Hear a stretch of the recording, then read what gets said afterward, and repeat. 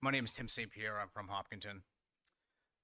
In addition to what Amy just spoke about, in an effort for me to understand exactly what the policy and procedure is on how a situation like the one our daughter was involved in gets resolved, I referred to the student handbook, and I noticed that there is a definition for assault, and I'm sure everybody is familiar with the student handbook, but the consequences also state 5 to 10 days of out of school suspension. This child was at the school the next day when my wife arrived for a meeting with the principal.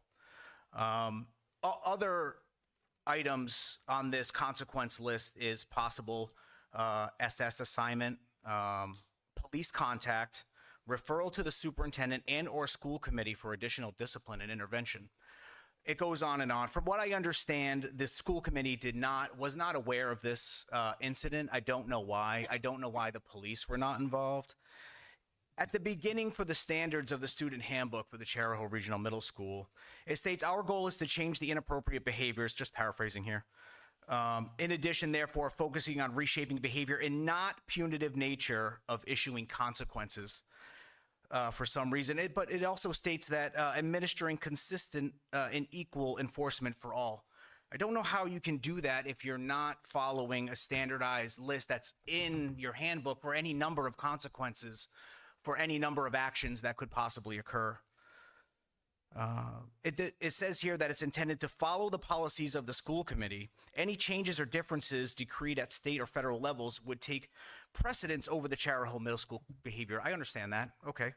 But there's another troubling final sentence in here. It says any modifications to this is in bold, by the way. Any modifications of the code in issuing consequences will be done at the discretion of the administration and consultation with the teachers for whom the disciplinary referral originated. I don't know who the administration is. There are definitions in here of items of what that defines certain things. Administration is not one of them. It seems as though that it yields power back to the school to just do whatever they want, regardless of what is in the student handbook for outlined consequences. Any number of them require possible or police contact. We asked the police, all we wanted was documentation from the school that this incident occurred and how it occurred and what the nature of the circumstances were. So we had something in writing for ourselves. That's what we wanted. And then come to find out, there is no documentation. There is no incident report that the school generates or anything like that. However, the police department, we have a school resource officer at the school who was not notified of this, who would be the perfect disinterested third party to understand the facts and circumstances as it relates to what happened, provide an impartial report.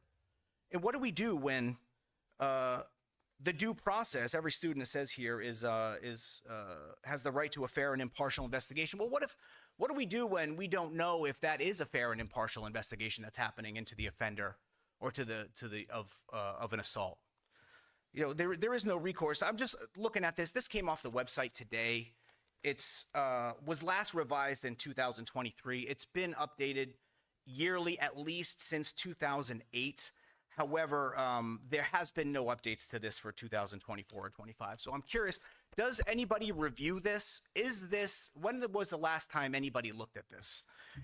In the Code of Conduct, it states for the Chariho schools and school committee that they must act in the best interest of Chariho Regional School District. How can you act in the best interest of the regional school district when you don't have the best interest of the students in mind who get assaulted and offended or get attacked? The regional school district is the kids.